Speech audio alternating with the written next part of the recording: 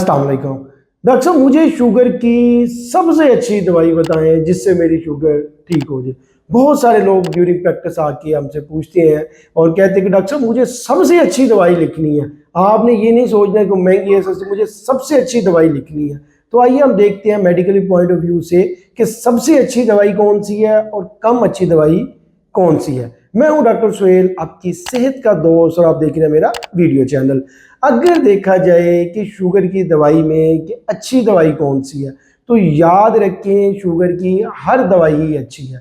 हर वो टैबलेट जिससे sugar control हो जाए वो अच्छी है। इसमें मरीज की हमारा बेचारा इस तरह सोचता है कि शायद जो महंगी है वो सबसे अच्छी होगी, जो कम महंगी है, जो सस्ती है वो इतनी अच्छी नहीं होगी।